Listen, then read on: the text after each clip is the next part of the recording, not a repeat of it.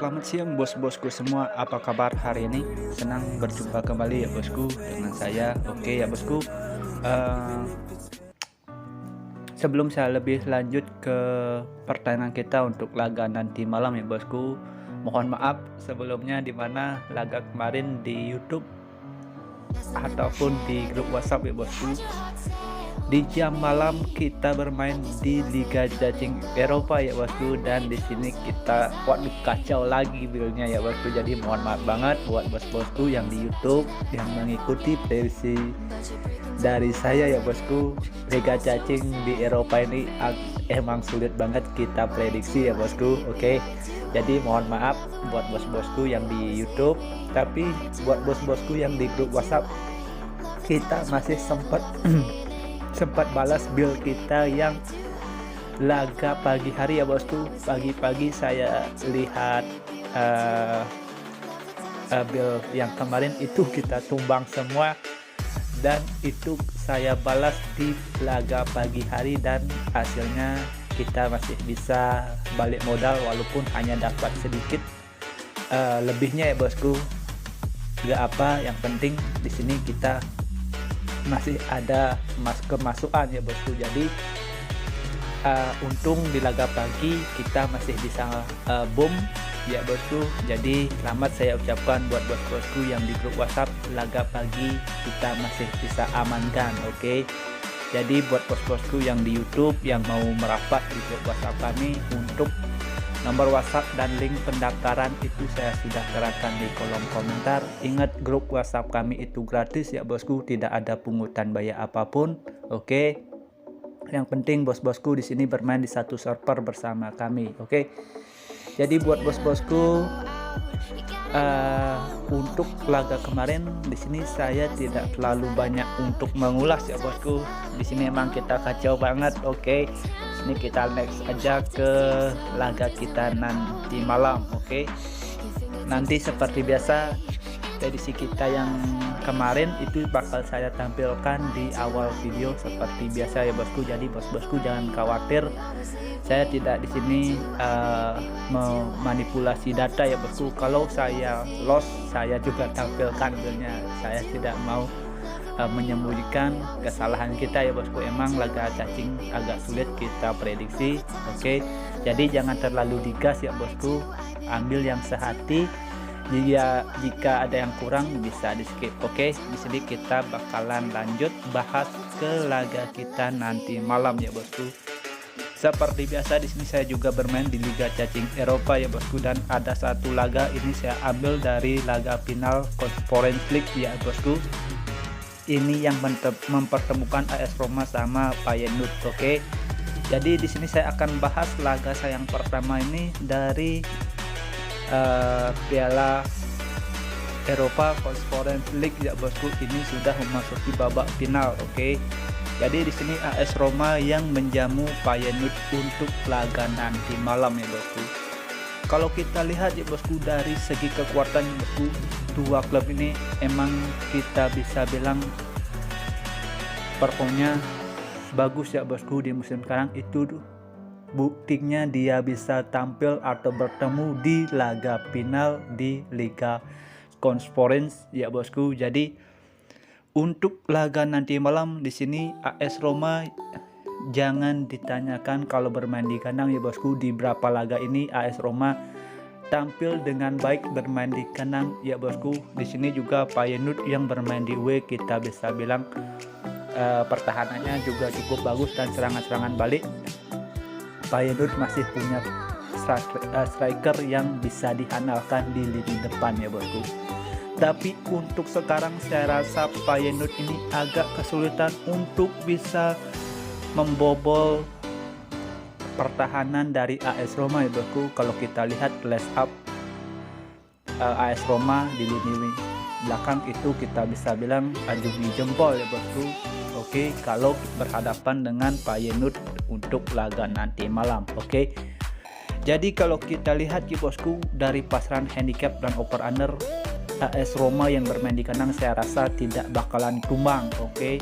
paling buruk laga ini bakalan terjadi imbang kalau menurut saya. Oke. Jadi kalau kita lihat dari pasangan handicap dan over under, bos-bosku bisa pegang AS Roma. Oke. Di handicap menahan seperempat atau bisa bermain di under 3. Di sini saya lebih berhati-hati untuk laga nanti malam. Atau enggak bos-bosku bisa bermain di under 2-3 seperempat. Oke, perkiraan skor dari saya ini bakalan terjadi 2 gol untuk laga nanti malam.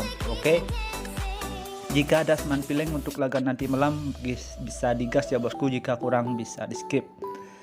Dan laga berikutnya di sini saya bahas dari Liga Cacing Eropa ya bosku. Di sini saya masuk ke Liga Norway Eliteserien. Oke, di sini tuan rumah Ålesund berhadapan dengan Jerv untuk laga nanti malam ya bosku. Jadi kalau kita lihat dari segi line up, di sini ada 3 pemain ya bosku dari Jerv yang bakalan absen untuk laga nanti malam, dan 1 pemain dari Ålesund yang bakalan absen untuk laga nanti malam, dan 2 pemain masih dipertanyakan. Jadi kalau kita lihat dari standing klasemen sementara ya bosku, di sini Ålesund yang lagi berada di performa yang kita bisa bilang cukup bagus ya bosku. Di awal musim itu dia bisa berada di peringkat 6, sedangkan sini tim promosi Jerv yang berada di peringkat 13 ya bosku. Jadi kalau kita lihat ya bosku dari laga head to head, dimana 2 klub ini kita bisa bilang performanya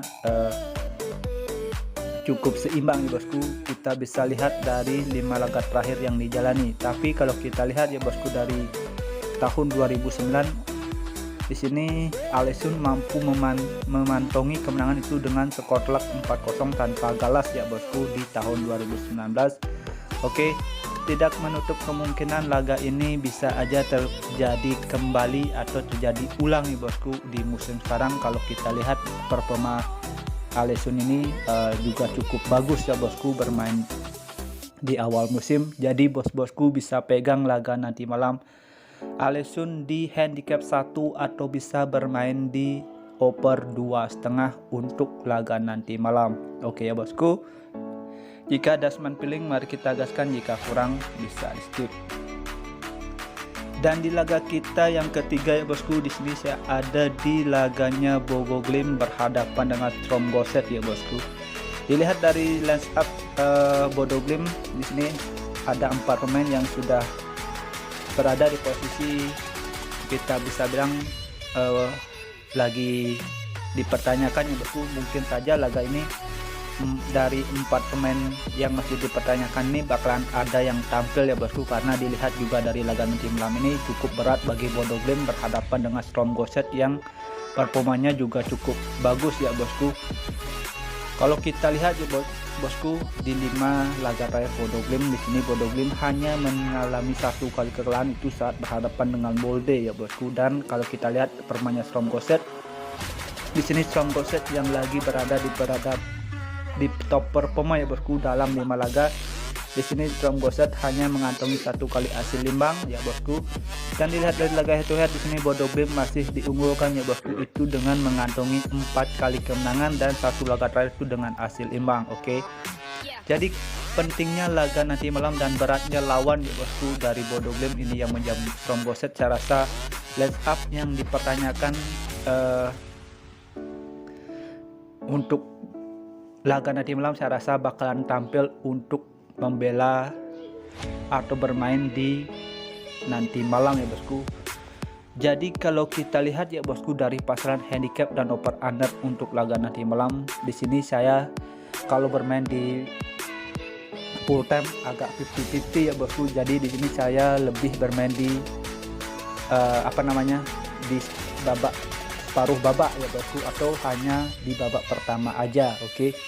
Bos-bosku bisa pegang Bodø/Glimt di handicap setengah, oke, di babak pertama, atau enggak bos-bosku bisa bermain di over 1/4 di babak pertama. Ingat bos-bosku bermain di half time ya bosku, pegang Bodø/Glimt di handicap setengah dan bermain di over 2/4. Oke, jika ada seman feeling untuk laga nanti malam bisa digas, jika kurang bisa di skip. Dan di laga kita yang keempat ya bosku, di sini saya ada di laganya Viking berhadapan dengan HamKam ya bosku. Kalau kita lihat ya bosku dari standing klasemen sementara ya bosku, di mana Viking yang lagi berada di peringkat 2, sedangkan HamKam yang berada di peringkat 12 ya bosku. Jadi kalau kita lihat ya bosku dari